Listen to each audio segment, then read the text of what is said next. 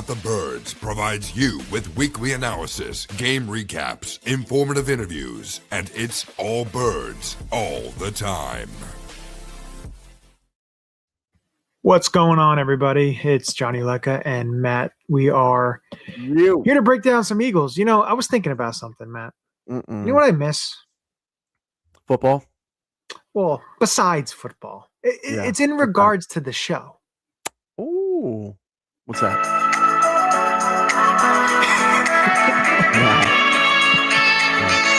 Come on. It does give me a little nostalgia. I thought that was going to be the closer. Isn't that our closing? Yeah. I'm working on that. I'll get that. Okay. I think it's a good idea. I think that needs to be the closer. I don't know. I just missed the song. Okay. It's funny, man. like your baby. The funny thing about it is they have a playlist. Like I listen to YouTube during work with music and stuff like that in my office. Yeah. And I'm like, I clicked it and I started playing it. And I'm like, shit, this is actually a long song. And I had looked and it was actually an hour of the song that was playing. It was like 7 minutes in. And I'm like, yeah, I'm not going to listen to an hour of it. Like, holy shit. I didn't know something about that. Was it that song? It was that song. Yeah. It was just, I saw it on there. So I'm like, I'm going to play it. Not realizing it was in an hour of just recycling itself. I didn't realize you liked it that much. Yeah. I like it, but maybe not that much. But now we got to get in some Eagle stuff. Eagles made a couple depth signings, a couple things that we are, again, April's right around the corner. Draft season is right there. We're going to be getting into our draft content coming into April here.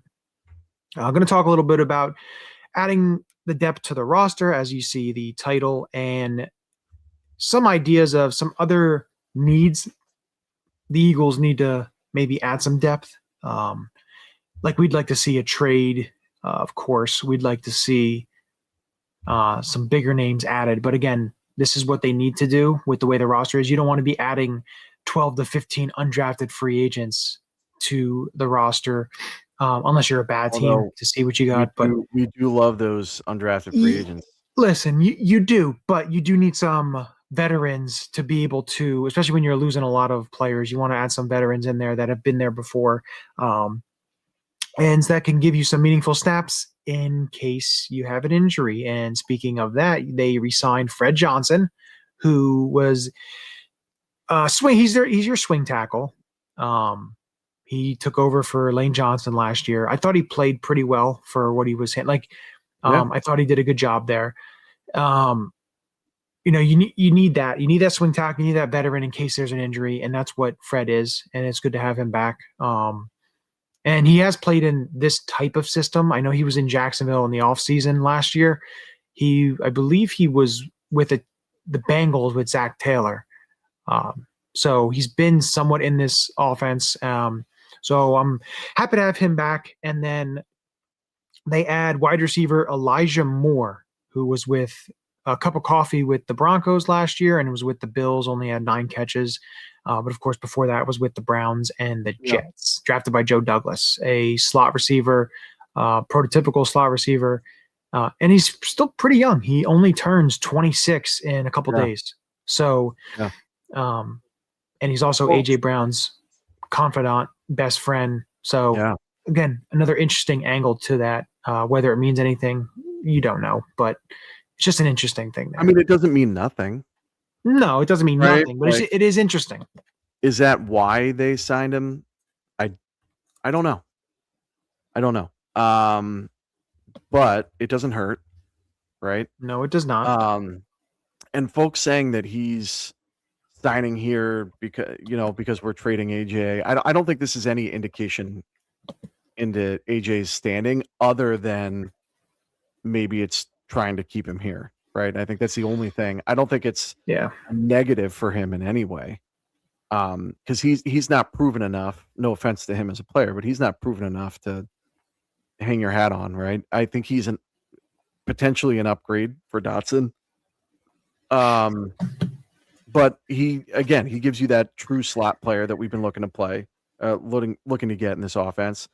He has familiarity with, obviously AJ Brown. Joe Douglas has familiarity with him, drafted him, as you mentioned. So I think it's a low risk, high reward move that could potentially pay off if you keep AJ Brown. And then from a Johnson standpoint, I mean I think we both. I was just looking at what. You said a Johnson standpoint. Yeah, well, from a Fred Johnson perspective. There you go. That's better. I think we both were aligned that he was a stay. Yeah, we both had him as a stay. Series. Yes. By the way, we pretty much nailed that stay or go. If you really want to talk about it, and we can get into that in a minute. But like Fred Johnson, no brainer. I'm gonna look at it. I'm gonna look it up. We talked about it in our stay or go. That Fred Johnson was. We weren't sure if he would fit the scheme and if it's the kind of guy that Cooper would want, but we both felt that he was more than adequate in backup duty. I don't know if he's a guy that's going to be, Lane Johnson's replacement, but he's certainly a upper echelon backup tackle, and he can play both left and right. So I think it's a solid signing. I thought could slide in a guard if you really need him to. Yeah, and he played that sixth offensive line too. If they want to go that jumbo package and keep Calcaterra on the sideline, which hopefully happens. If they take, I've heard that they are taking some pieces of last year's offense and the 24 offense from a run scheme perspective. I've heard that they are going to borrow some of that. I don't know if that's a transition thing because our offensive line is familiar with it, or if it's really something they like. I don't know. But that certainly explains why they're, signing a guy like Fred Johnson. So looking at the Eagles stay-or-go free agents, which is crazy. We've had a couple posts recently on Instagram that have kind of went off. The stay-or-go free agent is one, had like 126,000 insights. Nice. The Tanner McKee one kind of baffles me. It had almost 280,000 insights. Damn. On him, just the whole Jets thing. Some of the stuff it's crazy how it kind of shoots off. Eagles Instagram is a whole different place. It's like Eagles Facebook is like the seventh ring of hell. Eagles Facebook is awful. Eagles Facebook is hilarious. It's the Walmart of social media, for sure. It really is. But here's what I had for my stay or go. I had Dallas staying. I had BG staying, which may or may not happen. I had Braden Mann, Fred Johnson, and Marcus Epps resigning. I had Ojulari, Dotson, Granson, Pryor, Dillon, Nakobe, Ogbo, Toth, Van Sumeren, Sam Howell, Grant Calcaterra leaving. So I was wrong on Grant Calcaterra. Unfortunately, I think we both were wrong on that one. But Blankenship, I made the case that he should go. Jalen Phillips, I said we should bring him back if we can afford him. Uche, I was back and forth on, and Adoree, I could see if we struck out on options like Woolen, Cam Taylor-Britt, Ward if he was released, Newsome, Taylor, those guys. Yeah. So that's pretty good. That's really good. I had Braden Mann stay. Yep. I had Jalen Phillips stay, which they wanted to keep him, but the offer was too high. Yeah. Dallas Goedert stay. Yep. Fred Johnson stay. Yep. I have BG stay, which to me, I think more than likely he's going to be back with the Eagles for this last year. I would say. Marcus Epps stay. Yep. I had Sam Howell stay for a veteran backup. They went a different route and got Andy Dalton as their third stringer. And then go, Reed, Nakobe, Adoree Jackson, Dotson, Calcaterra, which of course didn't put Pryor, Uche, Van Sumeren, Granson, Toth, Dillon, Ogbo. So we were a couple hiccups there, but the only ones we were really wrong on were Jalen Phillips, and it wasn't because they didn't want him. Yeah. And then Calcaterra, because we thought there was no freaking way that he deserved to be back on this roster. Yeah. That move still boggles my mind. It really does. I don't get it. I don't either. I feel like Howie's just trolling us. Now, yeah, well, we'll see when it comes to that. I do want to talk a little bit about the need. Like, we kind of know what the needs still are. Yeah. We know the edge rusher is a big thing. Yep. Like, in terms of safety, I don't know if another veteran. I think it's going to more come in the draft. I just don't know if they're going to go at the veteran route. Yep. Because you have Makuba, you have Michael Carter that's going to be playing safety snaps. You have JT Gray, who's a special teamer, but he's listed as a safety. You have Marcus Epps. Play. Yeah. If he's playing on defense, we're in trouble. Yeah, you have a problem there.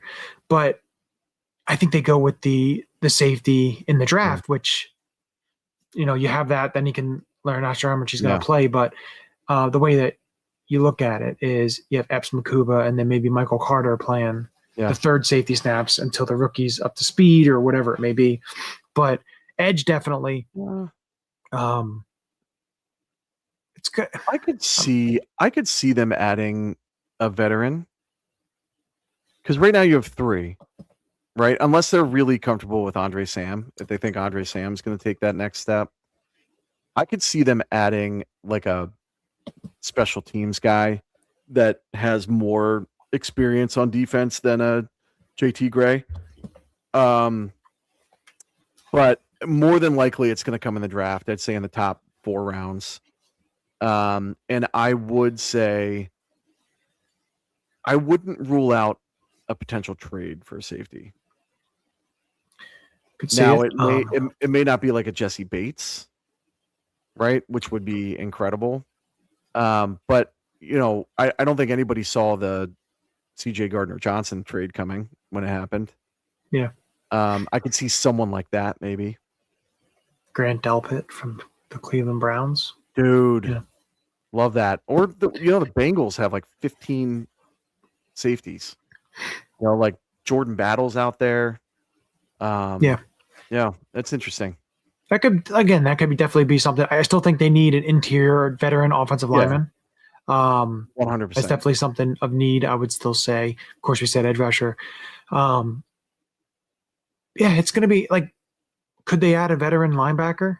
Like a guy like a Landon Roberts, someone that plays the run. So you do have Trotter and Mondin still. So, you may want to give those guys more snaps since they've, Trotter's been here. This will be his 3rd year. Again, I mean, like Logan Wilson's out there. He actually retired. Did he retire? Yeah. Oh, that's why he's out there. Interesting. Yeah.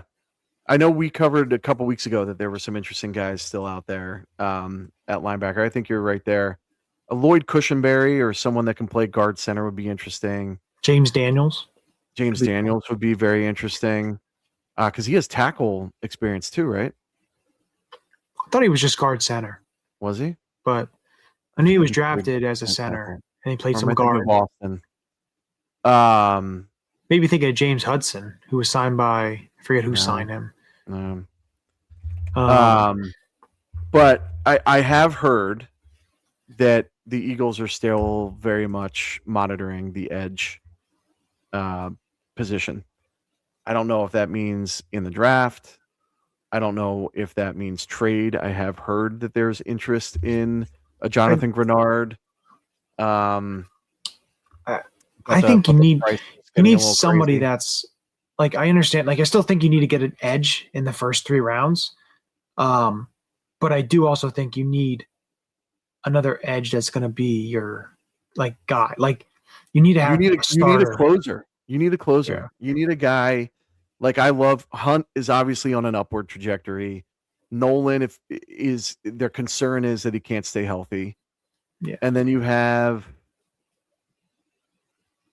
AK, right? You have AK, potentially Brandon Graham. I still think you need another. Yeah. I would try to make a trade if you can. And I would, if you can't make a trade, I'd double dip in the draft. Mm-hmm. I think a sneaky need also, and I'm surprised you didn't bring it up, is tight end. I know we have like 6 or 7 tight ends, but you don't have that guy, that successor. You have 0 tight ends signed through this year. Yeah, you have 6 or 7 tight ends and all of them are free agents at the end of this year. Definitely, that is a need. Definitely, it's going to be. Yeah, they're going to need to get a tight end. I would not be surprised if they add 2 in the draft. Whether that's either that's a draft pick and a UDFA, or it's 2 draft picks. I don't know, but they got to add 1 to 2 more guys long term, and that's why the conversation around Sadiq that we had before jumping on here, the question was posed: if you're sitting there at 23 and you have Vega from Penn State, the guard, you have Thieneman, the safety from Oregon, or you have Sadiq sitting there, tight end from Oregon, who do you take? And the question is, like, what's obviously the trenches are the priority, but I feel like this is a deep draft for offensive line, especially interior. So, like, do you go with a Sadiq and go with Basantis in the second round, or do you go beef and then get a guy a little later like a Grant Delpit or Sam Roosh or whatever? See, that's a tough question because regardless, you need a tight end, though. I think we can agree on that. I think it's a bigger need, even though we have quite a quantity of tight ends. I don't think we have the quality behind other than Goddard. No, I think you're right there. They need to get the quality behind there, like the guys that are behind, like months of blocking tight end. Calcaterra, hasn't really given you much. Some receiving chops, Munt. Yeah, a little bit, but he's more known for his blocking. But you don't have that guy like the Eagles have had in the past. When they had Chad Lewis, they drafted L.J. Smith. When they had L.J. Smith, they drafted Brent Selleck. When they had Brent Selleck, they drafted Zach Ertz. When they had Zach Ertz, they drafted Dallas. And signed Trey Burton as an undrafted free agent. So definitely, I think it's a definite need. Like, if Sadiq is there, it is tantalizing because knowing you can always, get an interior offensive lineman or a tackle or an edge the next round or next round after that. Well, and I feel like the Eagles' sweet spot for interior offensive linemen has been the second round. Yeah. When you really look, especially as of recently, right? The second and third round, you could argue, because you get Steen in the third, or he was the fourth. Steen was the third, I think. Was he the third? I think he was a third rounder. Yeah, so let's say he was the third. You had Sayamalu in the third. Mm-hmm. You had Juergens in the second. You had Dickerson in the second. So right around that 2 to 3 mark is where Howie seems to strike gold. Now their track record for first round guards, not good, not very good. But let's be honest, Vega's he's not a volunteer fireman, right? I'll only say this: Sean Andrews, if he didn't get hurt and didn't have everything that went on. Yeah, he had a lot of mental issues too, which and it's a shame too, because I feel like if he were around in today's NFL where it's a little bit more out in the open with guys like Brandon Brooks and Lane Johnson and now AJ, right? AJ's been good about the support your teammates, check on your teammates.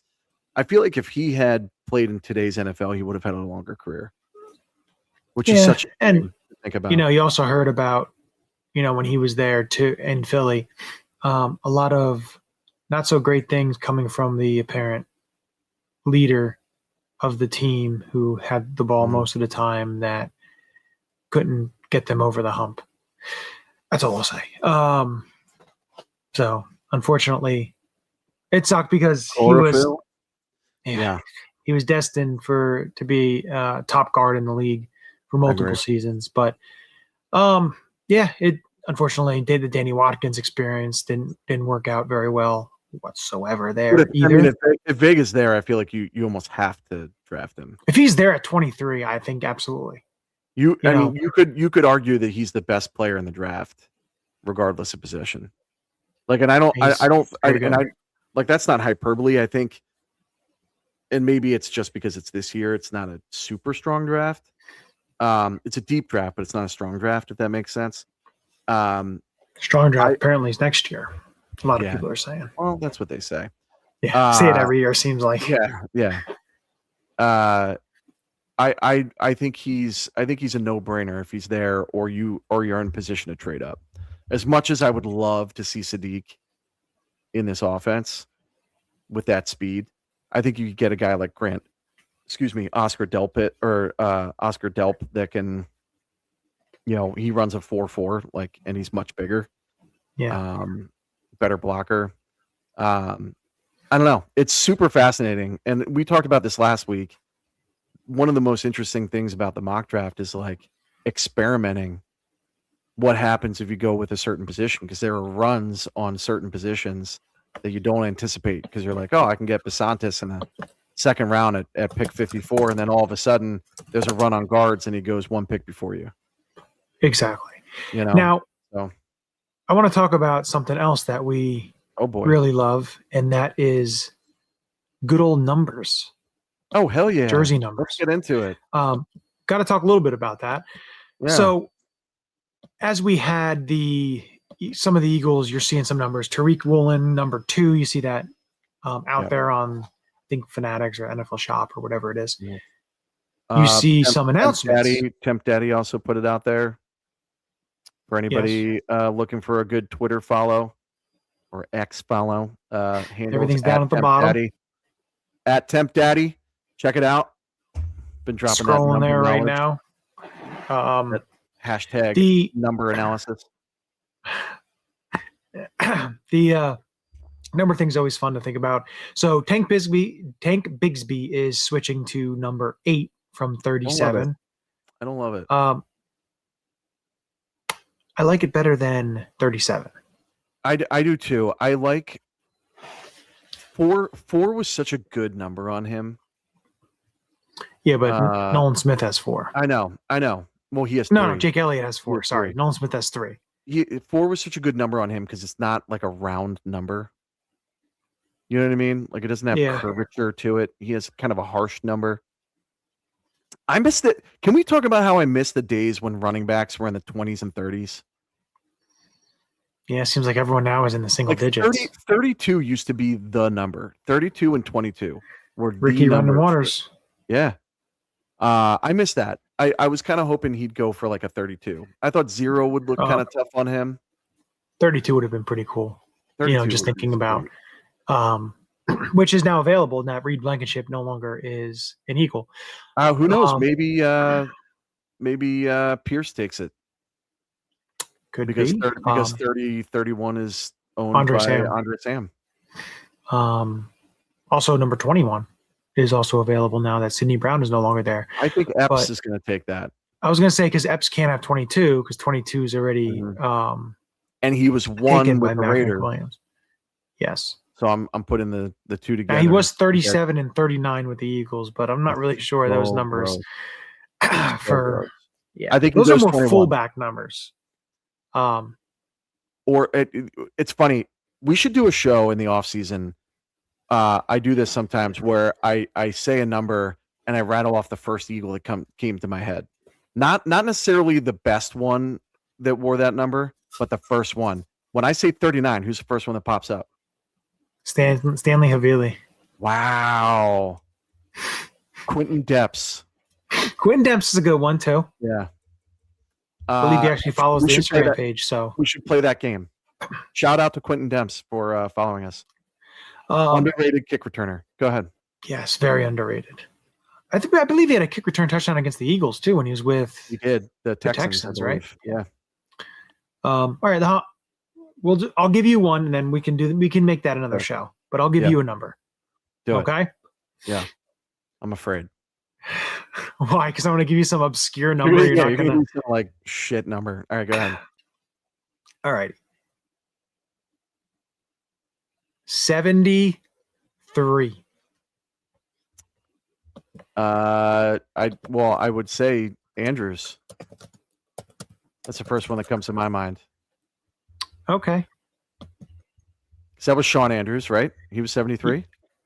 Sean Andrews and was Stacey 73. Andrews was 76, right? Yeah. You don't want to know who comes to mind when I am think so of that. excited. Who? Damian Square. Bobby McRae. Bobby McRae? Holy shit. It's Sean funny. Andrews came top of my mind. It's funny too. Like, you look at that. He played one game with the Eagles in 2010. And he was with Jacksonville for the number of years, from 04 to 07, and then with the Saints for 2 seasons. He was 29 when he came to the Eagles. It's funny because, like, when I think of, like, when the Eagles got him, I was like, oh man, they got Bobby McRae. Like, as a younger fan and everything, you're just like, oh my. Same thing in 2002 when the Eagles got Antonio Freeman. It was the end of his career, yet I was like joyed. I'm like, oh, Antonio Freeman. I had my mom get me an Antonio Freeman jersey for Christmas. And it's like, as an older adult now, thinking about it, that's like when the Eagles signed. Now, I know they're different players, but like Julio Jones, he's not going to be there more than a year. Yeah. But as a young kid, you're seeing this guy who played with the Super Bowl winning Packers and was on the Packers for all these years. And this star's coming. And again, I bet you it's the same thing when you had back in the 90s when they signed Art Monk, and then they had, him, and they had James Lofton for that year or two. And it's like, it's the same aspect. And it happens now with older guys. But it's just funny how, like, as you said, you say a number and a name comes to mind, and it's a name that you probably haven't thought about. I feel like that'd be a fun exercise to do with a guest. We should try to get an off-season guest and do. I got one. One of my favorite games ever is to just sit around with my boys and name random football players. It's like my favorite thing. Yeah.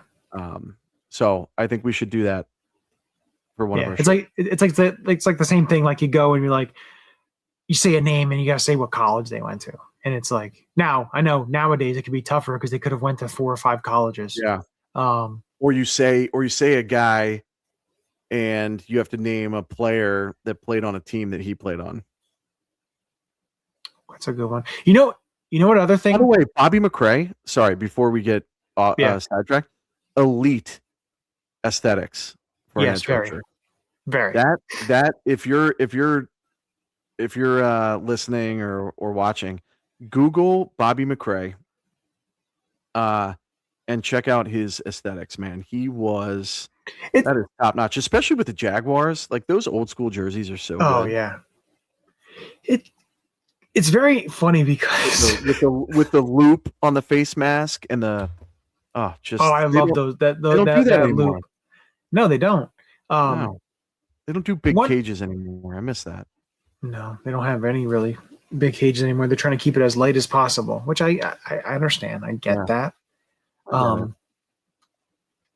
Just take those caps off your head. The cap should be illegal.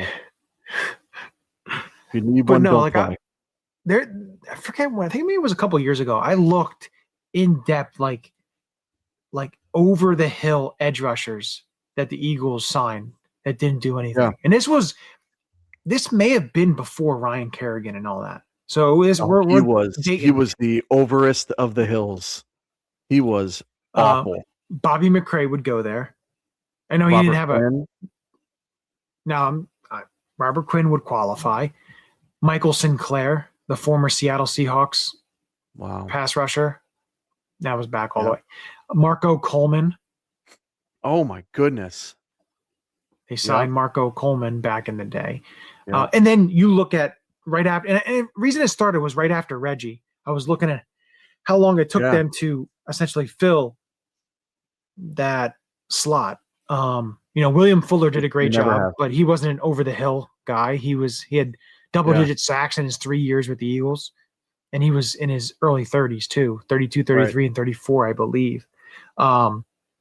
Tim Harris, they got him from San Francisco, came off a 19 sack season and didn't do anything. It's I'm thinking of someone. I can't remember. What's his number?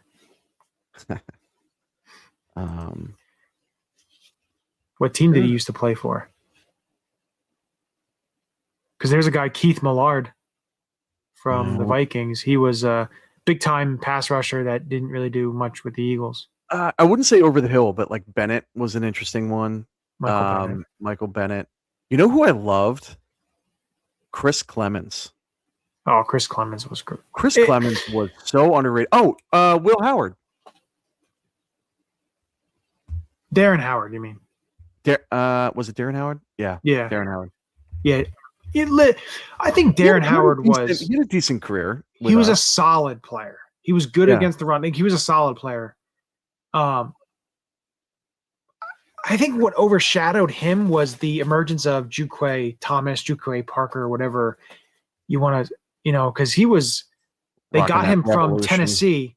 Yeah. I think they claimed him off waivers from Tennessee, and then, or they signed him as a free agent after he was cut by Tennessee. But he had a couple pretty good seasons, 7.5 sack season, 8 sack season. He was rocking number 75. Yeah. Yep. Jason Babin, he actually had decent years. All he did was rush the passer. He didn't do anything else. Javon Curse, like it was tough that he got hurt. Like he didn't live up to his contract. He was a solid player, but he wasn't. Yeah. Back in that day and age in 04, 05, 06, and 07, he didn't have a great Eagles career, but he was a solid player. He wasn't a Pro Bowl player. Unfortunately, didn't replicate his success in Tennessee. Connor Barwin was awesome for us. Connor Barwin. Well, Hugh Douglas, you could argue, is on that list when he came back. Coming back in 04. Yeah.